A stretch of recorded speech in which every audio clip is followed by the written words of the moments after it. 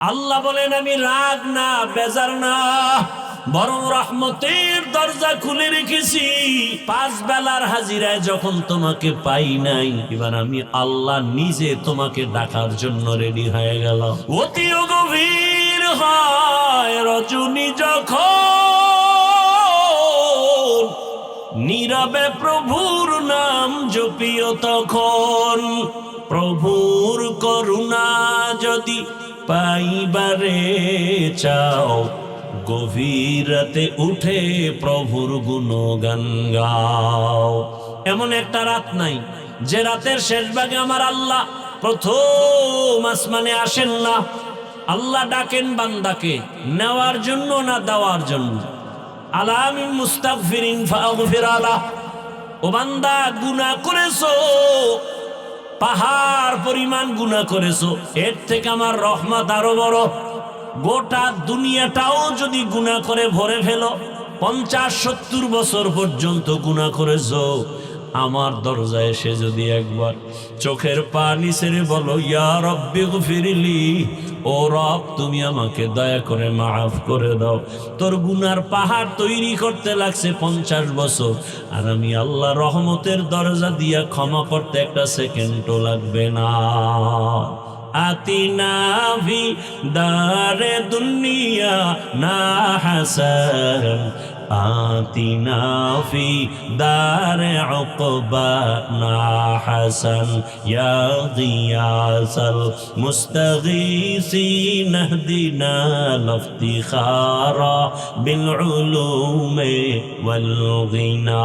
হর গোরি দে নেকো তু তৈয়ার হ্যায়, जो न मांगे उससे तू बेजार है।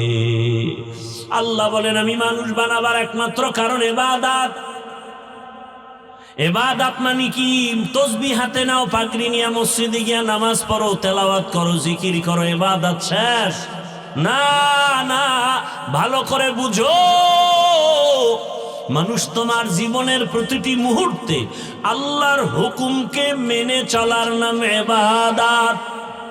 তুমি বাথরুমে যাও, তুমি দোকান চালাও, ব্যবসা করো, চাকরি করো, ঘুমাও, খানা খাও, সব সেক্টরে আল্লাহর হুকুম মানো, এর নাম ইবাদত। ইবাদত কেন করবা? একমাত্র কারণ আল্লাহর সাথে হবে আমার মুলাকাত, বিনিময়ে পুরস্কার পেয়ে যাব আল্লাহর দেয়া জান্নাত। ইবাদত কোন নিয়মে করব? নিয়ম ছাড়া অফিস আদালত চলে না, কোনো প্রতিষ্ঠান চলে না। ইবাদত এক নিয়মে চলবে, রাহমাতুল লিল আলামিনের আদর্শ অনুযায়ী। দুনিয়াতে আর কারো আদর্শ মানা যাবে না।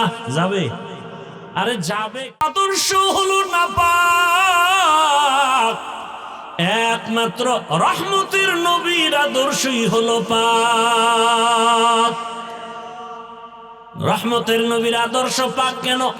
রহমতের নবী জীবনে ভুলেও কোনোদিন মিথ্যা কথা বলেননি, কাউকে একটা গালি দেন নাই, হাজারো গালি শুনছেন, একটা গালির জবাবও পর্যন্ত দেন নাই। কেমন রহমতের নবী! মক্কা নগরীর নাপাক মানুষগুলোকে পবিত্র বানায় দিলেন। এতটা পবিত্র হয়ে গেল মক্কার মানুষ, আল্লাহ তাআলা জান্নাতের সুসংবাদ পাঠায় দিলেন জিবরাইলের মাধ্যমে। রহমতের নবীর আদর্শ ১৫০০ বছর পরেও আজ আমরা চোখের সামনে দেখতেছি। রাত্র ১২টা-১টা পর্যন্ত শীতের মধ্যে আমি আশ্চর্য হয়ে গেলাম। আমার প্রিয় ভাই হাবিব জিজ্ঞাসা করতে চেয়েছিলাম, এই শীতের মধ্যে তুমি উপরে কাপড় দাও নাই কেন? আমি একা একা ভাবলাম, এরপরও মানুষ সব দাঁড়ানো, কেউ বসা, বসার বিছানাটাও সুন্দর না, খানারও চিন্তা নাই, কারোর মধ্যে ঘুমের কোনো পেরেশানি নেই, কোনো পেরেশানি নাই। কেউ বসা আছে নর্মাল বিছানায়। আজকে যদি বনশ্রীর এলাকার কোনো টাকাওয়ালা এতগুলো মানুষ কোনো মাঠে দুনিয়ার লাইনে জমা করতে চাইতো, এই মানুষগুলোকে বসার জন্য ভিআইপি চেয়ার দেওয়া লাগতো, উপরে কাপড় দেওয়া লাগতো, আসা যাওয়ার ভাড়া দেওয়া লাগতো, ফাঁকে ফাঁকে নাস্তা দেওয়া লাগতো, যদি প্যাকেট কম পড়ে যাইতো চেয়ারের বাড়িও খাইতো। আবার এই মানুষগুলোকে নিয়ন্ত্রণের জন্য কত পুলিশ, র্যাব, প্রশাসন লাগতো। কথা ঠিক নেই? আপনারা যারা এই ঠান্ডার ভেতরে বসে আছেন, আরশে আজিমের মালিক তাকায়া দেখতেছেন, এরকম একটা মজলিস আরশে আজিমে ফেরেশতা নিয়ে আল্লাহ মিলা রাখছেন। আর আল্লাহ ঘোষণা করেছেন এই মাঠে যেই মুসলমান মুমিন বসে আছে, আল্লাহ বলেন ফেরেশতারা সাক্ষী থাক, এদের জীবনের সব গুনাহগুলো মাফ করে দিল। আল্লাহুম্মা সাল্লি আলা মুহাম্মাদিন নবিয়্যিল উম্মি ওয়া আলা আলিহি ওয়া সাল্লিম তাসলিমা। وبعد فأعوذ بالله من الشيطان الرجيم. بسم الله الرحمن الرحيم. وما خلقت الجن والإنس إلا ليعبدون. وقال النبي صلى الله عليه وآله وسلم: لا طاعة لمخلوق في معصية الخالق. صدق الله مولانا العظيم، وصدق رسوله النبي الأمي الكريم، ونحن على ذلك من الشاهدين والشاكرين والذاكرين، والحمد لله رب العالمين. سبحانك لا علم لنا إلا ما علمتنا إنك أنت العليم الحكيم. رب اشرح لي صدري ويسر لي أمري واحلل عقدة من لساني يفقه قولي. सूरज ने दिया अपनी शुआओं को ये पैगाम, सूरज ने दिया अपनी शुआओं को ये पैगाम। दुनिया है अजब चीज को भी सुबह को भी शाम, दुनिया है अजब चीज को भी सुबह को भी शाम।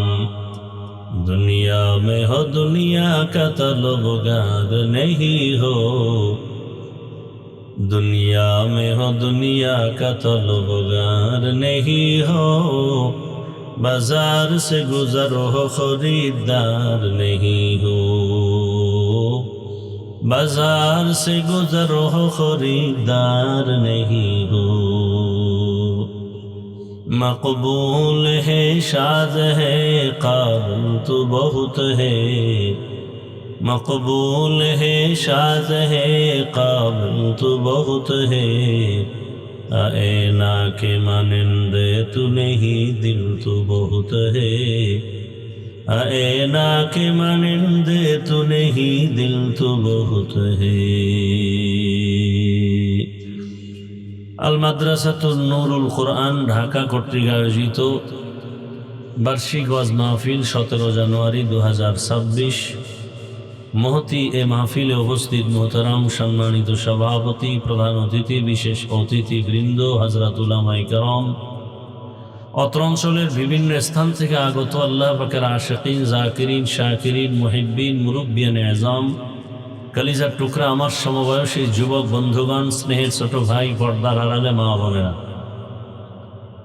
আল্লাহ পাকের দরবারে শুকর যে আল্লাহ আমাদেরকে সুস্থ রেখেছেন। আলহামদুলিল্লাহ। জীবনের এক অমূল্য সম্পদ আমাদের সুস্থতা। টাকা পয়সা বাড়ি গাড়ি অনেক কিছু আছে, কিন্তু যদি অসুস্থই থেকে যায় এ জীবনের কোনো দাম। টাকা পয়সা বাড়ি গাড়ি তেমন নাই, যদি আল্লাহ আমাদেরকে সুস্থতার নিয়ামত দান করেন এর থেকে সুখের জীবন আর হতে পারে? আল্লাহ আমাদেরকে এই সুস্থতাকে দায়েমান কবুল করেন। এখনো যারা অসুস্থ ঘরে বিছানায় হসপিটাল, আল্লাহ সকলকেই পূর্ণ সুস্থতার নিয়ামত দান করেন।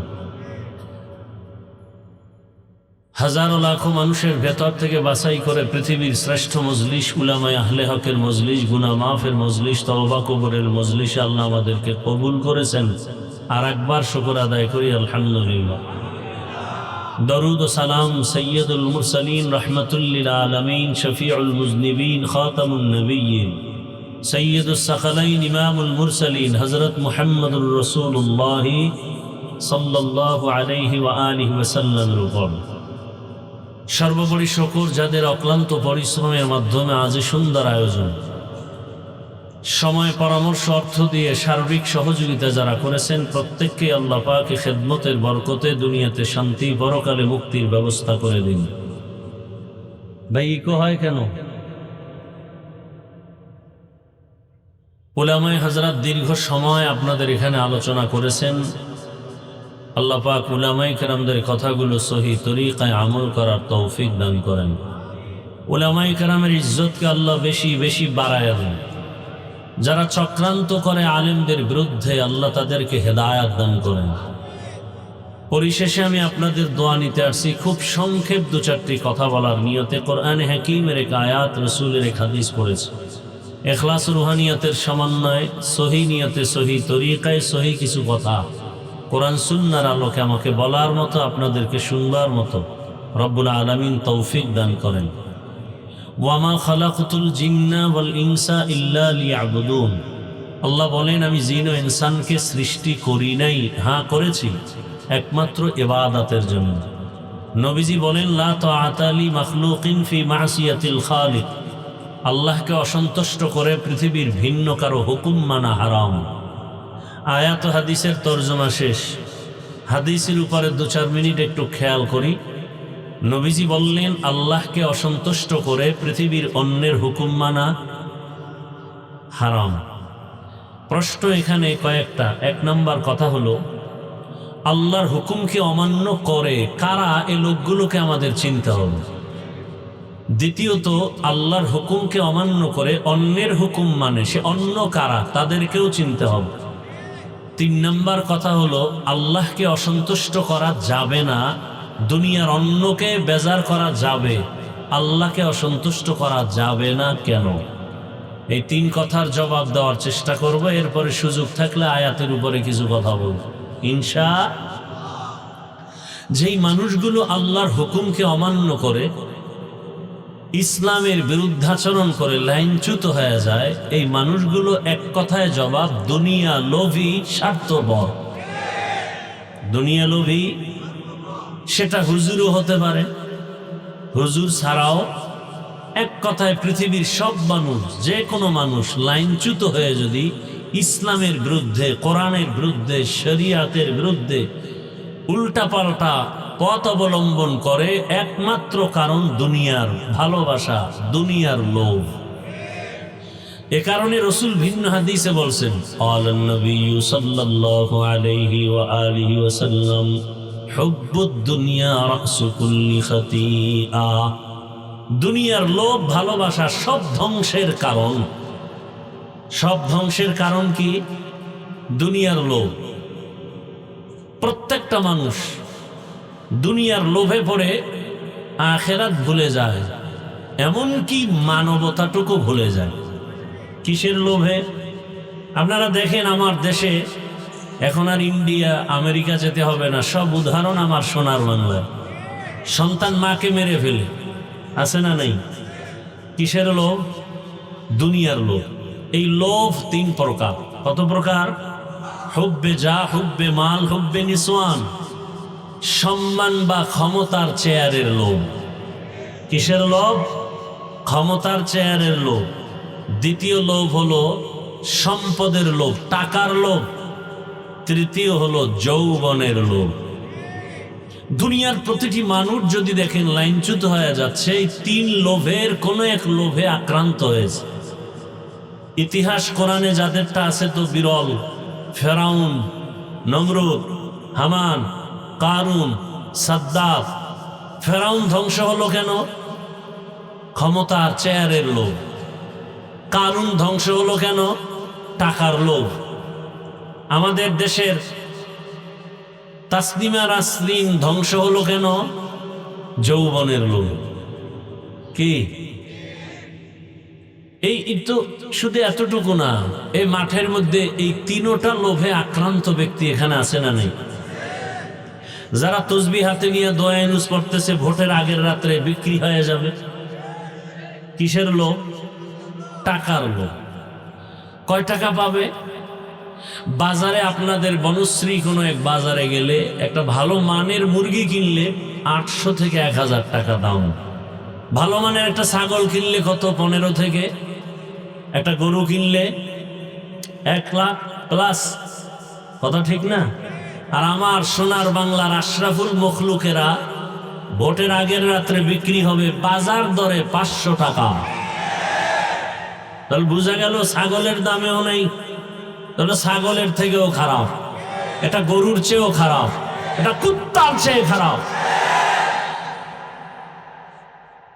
দলিল চাও, দলিল নাও। সূরা আরাফ 9 পারা। ওয়ালাকাদ যারানা লিজাহান্নামা কাসীরাম মিনাল জিন্নি ওয়াল ইনস লাহুম কুলুবুন লা ইয়াফকাহুনা বিহা ওয়া লাহুম আ'য়ুনুন লা ইউবসিরুনা বিহা ওয়া লাহুম আযানুন লা ইয়াসমাউনা বিহা উলাইকা কাল আনআমি বাল হুম আযাল উলাইকা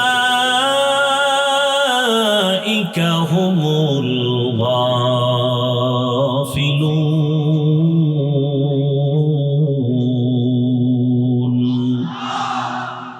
গর্বা সূরত আদমি ইনসাবুদে আহমদ বু জাহলো হামেক সাবুদে আদমিরা আদমিয়ত লাজিমাস উদরা গরবুনা বশদ হি জামাজ আদমিয়ত লাহমু শাহমু পুশতেনিস আদমিয়ত জুজরে যায় দোস্তেনিস। আল্লাহ বলেন অধিকাংশ মানুষ জাহান্নামে যাবে। কম না বেশি? অধিকাংশ মানুষ জাহান্নামে যাবে। কেন? আল্লাহ বলেন আমি তাদের গবেষণা করার মতো কল্প দান করেছি, কিন্তু মানুষ গবেষণা করে না। গবেষণা করবে। এত সুন্দর আসমান কে সৃষ্টি করেছেন? এত সুন্দর মানুষ কে বানিয়েছেন? এত সুন্দর সূর্যের আলোকে দিতেছেন, চাঁদের আলোকে দিতেছেন। এত সুন্দর জমিন কে সৃষ্টি করেছেন? গবেষণা করে করে বান্দা ওই আল্লাহর কাছে মাথা নত করবে। বান্দা গবেষণা করে না। আমি আল্লাহ চোখ দিলাম দেখার জন্য, মা বাবারে মন ভরে দেখো সওয়াব হবে, দেখে না। আল্লাহর কোরআন খুলে খুলে তাকায় তাকায় দেখো সওয়াব। বান্দা কোরআন খুলে তাকায় দেখে না। আলেম দেখো সওয়াব। আল্লাহর কুদরত দেখো, বাইতুল্লাহ দেখো সওয়াব। বান্দা চোখ দিয়া আল্লাহর কোরআন দেখে না, বাইতুল্লাহ দেখে না, বরং রাতের বেলা দরওয়াজা জানালা বন্ধ করে মোবাইল সামনে নিয়ে সারা রাত গুনাহ দেখে কাটায়। আমি আল্লাহ এদেরকে কান দিলাম শোনার জন্য। কিসের আওয়াজ শুনবে? বলে আজানের আওয়াজ, তেলাওয়াতের আওয়াজ, উলামায়ে কেরামের আওয়াজ, ইসলামের আওয়াজ। কিন্তু বান্দা শুনে শুধু গানের আওয়াজ, গীবতের আওয়াজ, মিথ্যা আওয়াজ। আল্লাহ বলেন উলাইকা কাল আনআম, এরা চতুষ্পদ জন্তু, বাল হুম আদাল। আল্লাহ বলেন এই চতুষ্পদ জন্তু থেকেও তারা খারাপ। উলাইকা হুমুল গাফিলুন, তারা জাহান্নামী। পশু বিক্রি হয় টাকায়, অমানুষ বিক্রি হয় টাকায়। মানুষ কখনো টাকায় বিক্রি হতে পারে না। এই কারণেই তো ঝামেলা পৃথিবীতে। আপনারা জানা থাকলে বলেন তো, আল্লাহর ঘর মসজিদ থেকে দামি জায়গা কোনটা? বলেন। আল্লাহর রাসূল বলেন ক্বালান নবী সাল্লাল্লাহু আলাইহি ওয়া আলিহি ওয়াসাল্লাম আহাব্বুল বিলাদি ইলাল্লাহি মাসাজিদুহা ওয়া আবগাদুল বিলাদি ইলাল্লাহি আসওয়াকুহা। জমিনের মধ্যে সবথেকে দামি জায়গা আল্লাহর ঘর মসজিদ। খারাপ জায়গা হলো বাথরুম। কি খারাপ জায়গা? কি মসজিদ এমন দামি জায়গা, যেই মসজিদের পার্শ্বে দিয়া কোনো বিড়ি পান করনেওয়ালা গেলেও বিড়িটা ফেলে দেয়, টুপিহীন বান্দা গেলে টুপি তালাশ করে, ঠিক নেই? তাহলে এত সুন্দর দামি জায়গা মসজিদ, সেই দামি জায়গার সদস্য একটা সুদখোর হলো কিভাবে?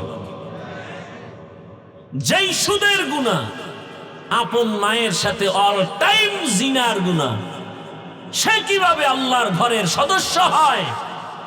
আপনাদের কারণে হয়। আপনারা আবার তার থেকে টাকা খাইছেন না ভোটের আগে, 500 টাকায় বিক্রি হয়ে গেছেন। কিছুদিন পরে দেখি মেয়ের উপরে হামলা, স্ত্রীর চরিত্রের উপরে হামলা, চিৎকার দেয়, বলে খবরদার চিৎকার দিবি না, 500 টাকায় সব কিনে নিছি না। চিল্লাও কেন? কথা বলেন না কেন? জনগণ যদি হারামি হয়, নেতাও হারামি হয়। আপনারা চেয়ারম্যান থেকে, এমপির প্রার্থীর থেকে ভোটের আগে খান, তো সে দিতে দিতে নাই, বলে বউ বিক্রি করে দে। কত পরে আমি কি করবো? আমাকে বরাদ্দ যা আসবে পরে তুমি খাবা। তো এবার চেয়ারে বসে এমপি খায়, চেয়ারম্যান খায়, মেম্বার খায়। ওদের গালি দেওয়ার আগে নিজেকে গালি দাও, কারণ ওরা আগে খাইছে না, জনগণ আগে খাইলো। জনগণ আগে খাইয়া ওদেরকে শিখাইলো, তোমরাও খাইও। আমালুকুম উম্মালুকুম, জনগণ যেই চরিত্রের হবে ওদের নেতারাও সেই চরিত্রের হবে। এজন্য আপনাদের চরিত্র পরিবর্তন করতে হবে। যুবক, তোমাদের জীবনকে পরিবর্তনের এক বার্তা দিয়ে রক্তের ফোঁটা জমিনে ফেলে চলে গেল, গোটা দুনিয়াকে আলোড়িত করে গেল, আর বলে গেল টাকায় পশু বিক্রি হয়, অমানুষ বিক্রি হয়, আমি হাদি টাকায় বিক্রি হয়নি। আর তুমি 500 টাকার জন্য পাগল হয়ে গেছো। ওই ছেলেটা রাস্তা দিয়ে হাঁটে, মানুষ ইচ্ছে করে এসে টাকা দেয়। কি যুবকরা দেখো নাই? 50,000 টাকার মান্ডিল, মরণের পরে অ্যাকাউন্ট চেক করা হলো কোটি কোটি টাকা। তোমরা বলো ফেসবুকের গোলামি তোমরা করো, বলো দেখো নাই? ও কোনোদিন কি লাইভে এসে বলছিল আমাকে টাকা দাও? কথা বলো যুবক বাবারা। তাহলে তোমার চরিত্র এত নষ্ট কেন? সারা রাত মোবাইলে অপরাধ করবে, এমবি নাই। কোথায় পাবে এমবি?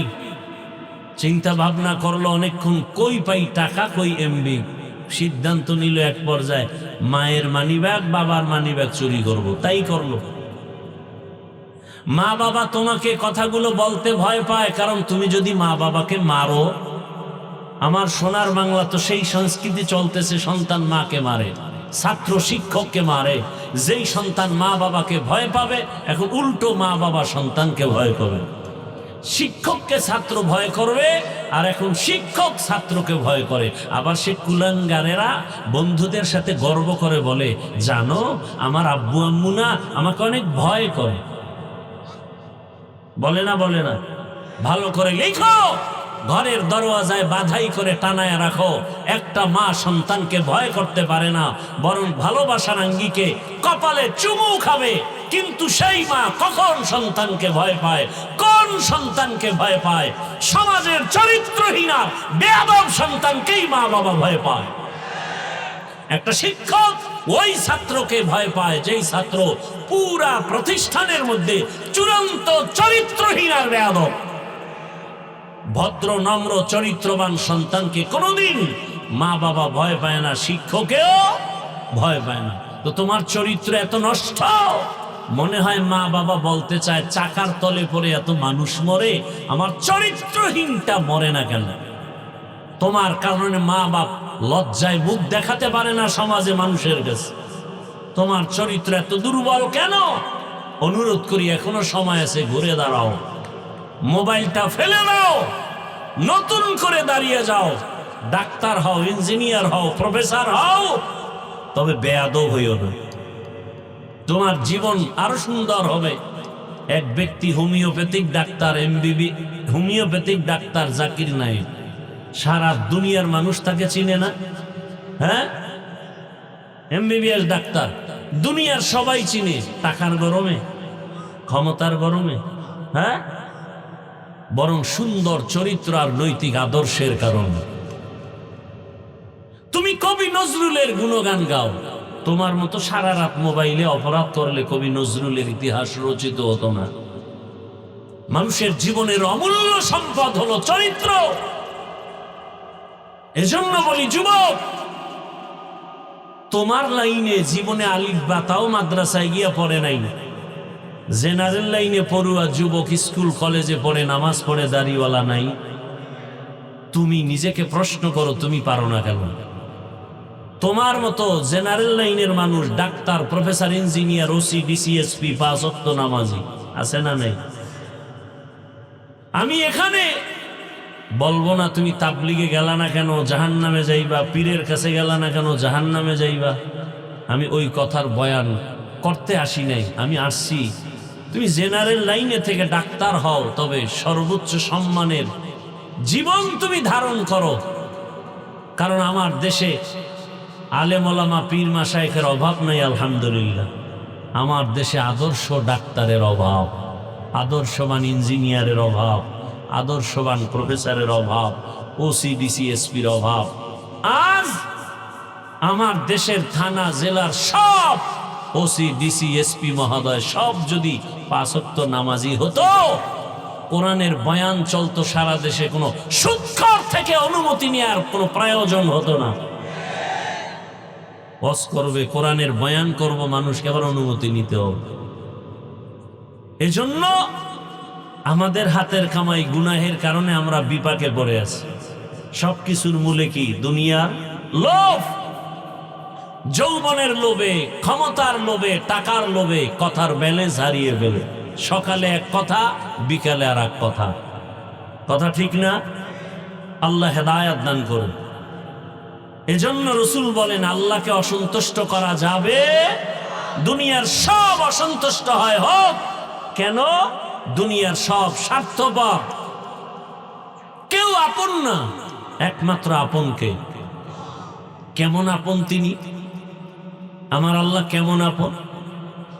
দুনিয়ার মা বাবা, দুনিয়ার ভাই বোন, আমার আপনজন এত সুন্দর আমার উপকার করে নাই।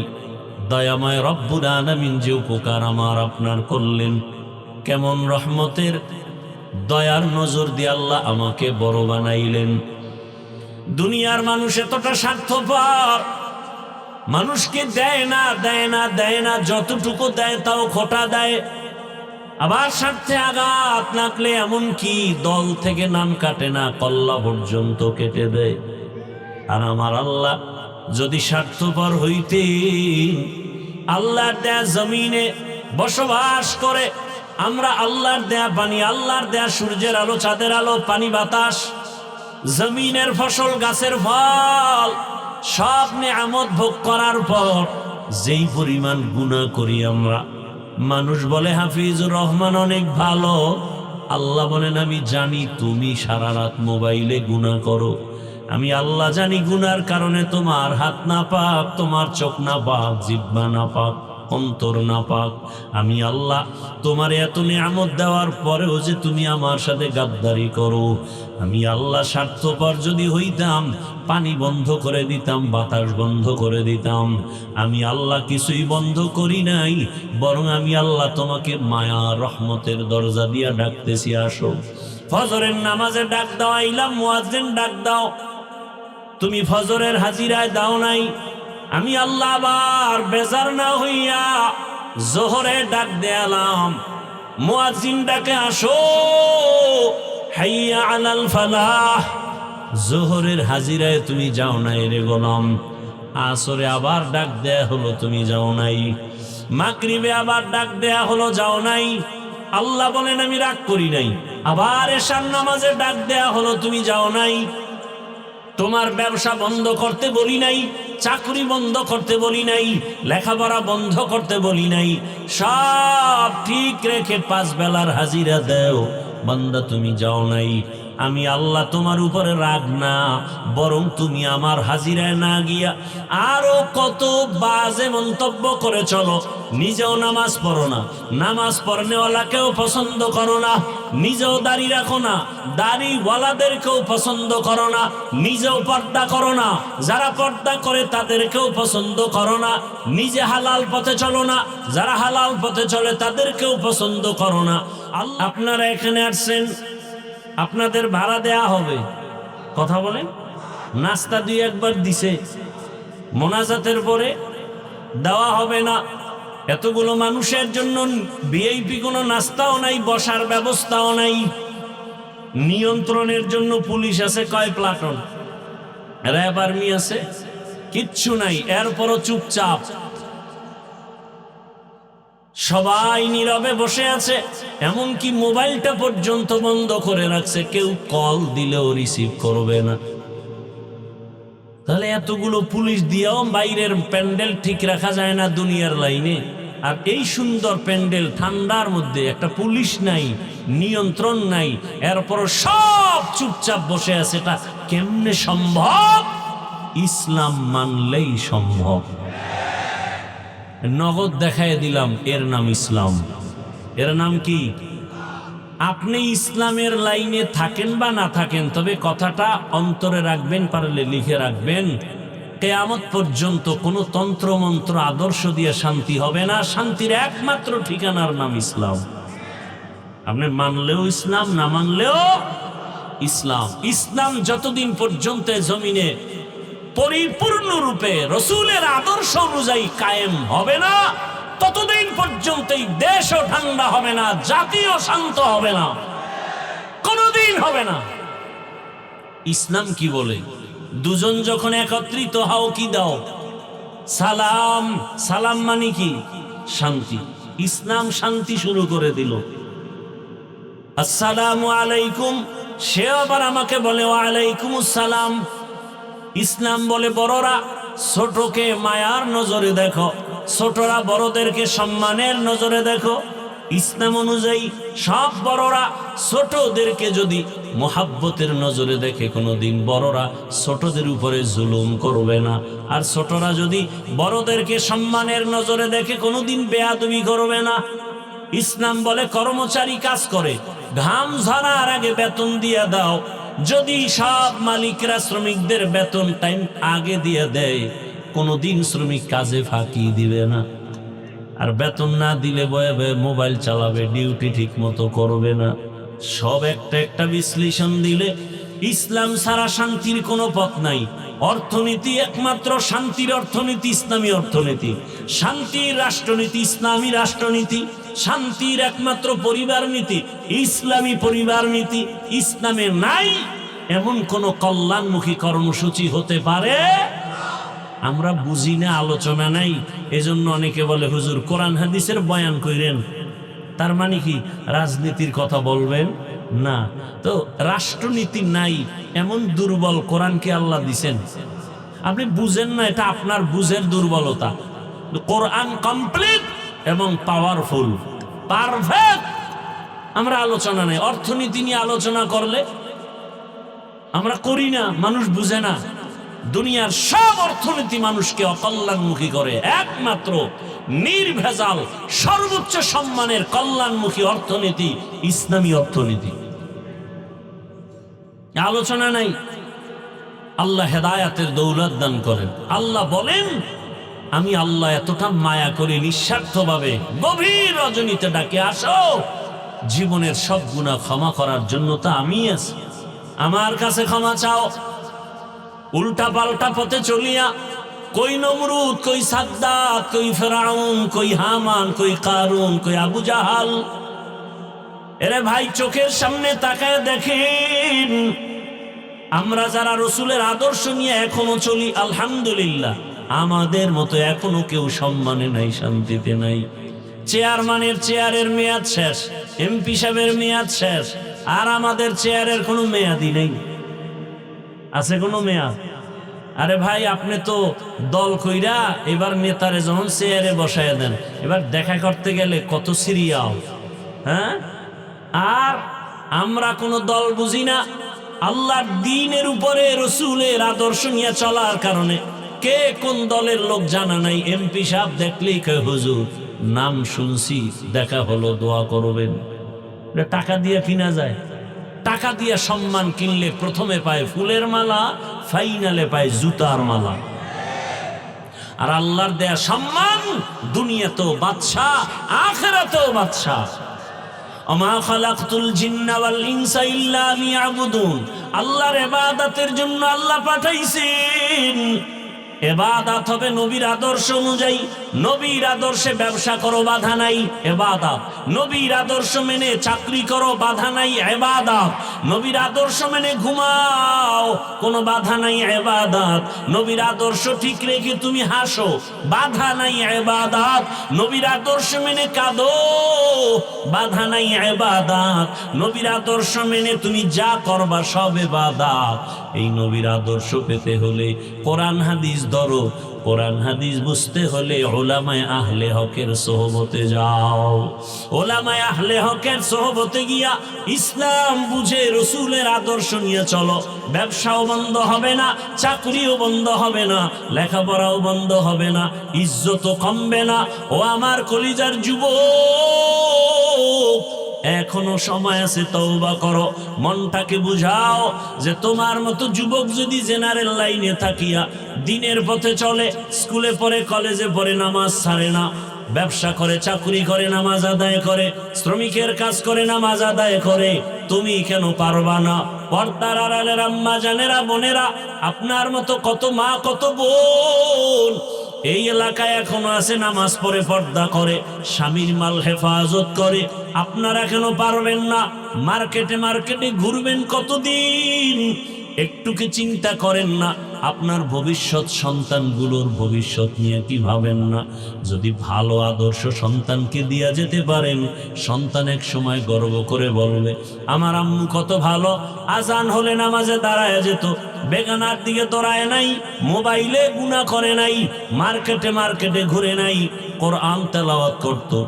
আর আমাকে প্রায় সময় বলতো, বাবা মিথ্যা বলবা না, কারো ক্ষতি করবা না। বাবার আদর্শ সুন্দর, কোনোদিন মায়ের সাথে খারাপ আচরণ করে নাই, বেগানার পেছনে দৌড়ায় নাই। মা বাবা এই সন্তানের দোয়া চলমান থাকবে।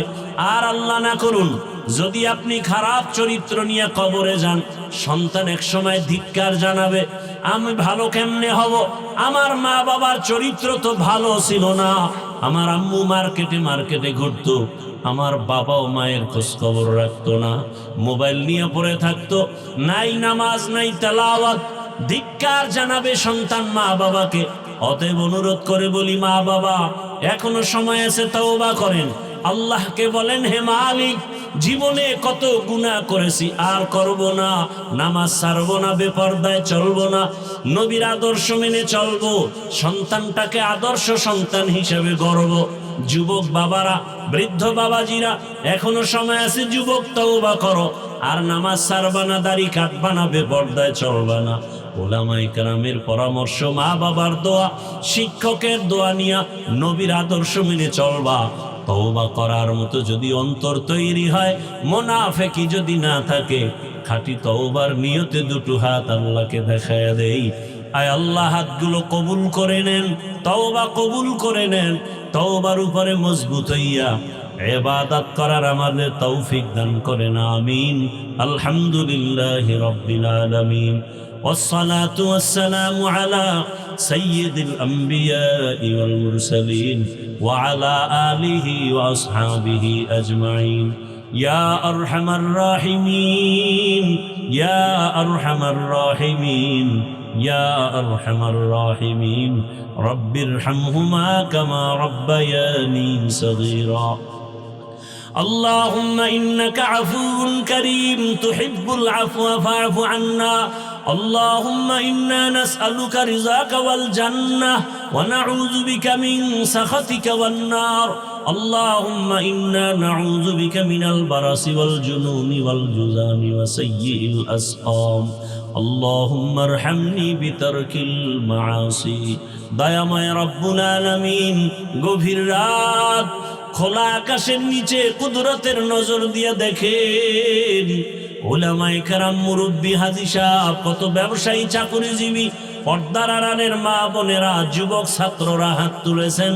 আয় আল্লাহ আমরা গুনার বোঝা নিয়ে হাজির হয়েছি, তওবার নিয়ত করেছি আর গুনাহ করব না রে আল্লাহ।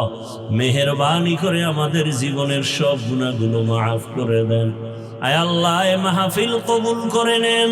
আয় আল্লাহ আয়োজনকারীদের কবুল করে নেন, মাদ্রাসা কবুল করে নেন, ওস্তাদ ছাত্রদেরকে কবুল করে নেন, মুহিব্বিন মুতাআল্লিকিনদের কবুল করে নেন, এলাকাবাসীকে কবুল করে নেন। সুন্নাতওয়ালা জীবন আমাদের দান করেন।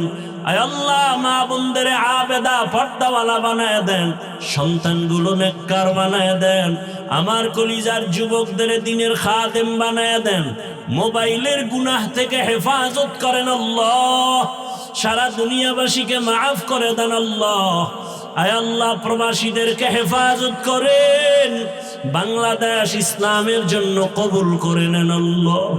আয় আল্লাহ উলামা মাশায়েখদের এখন এক বানায় দেন, বাতিলের মোকাবেলায় বিজয় দান করেন, বাতিলকে বাতিলের দ্বারা দমন করে দেন, বাতিলের নেফাকি জাহের করে মুমিনের ঈমান আমল হেফাজত করেন। আয় আল্লাহ হকের বিজয় দান করেন। আয় আল্লাহ আমাদেরকে হকের পক্ষে থাকার তৌফিক দান করেন। মানুষ কত কিছু বলে, আমরা বলি আমাদের কেউ নাই, আমাদের আছে আল্লাহ। আয় আল্লাহ আপনি তো আমাদের আপন, আপনি ছাড়া আমাদের কেউ নাই। কুদরতের দরজা খুলে দেন আল্লাহ, সাহায্যের দরজা খুলে দেন।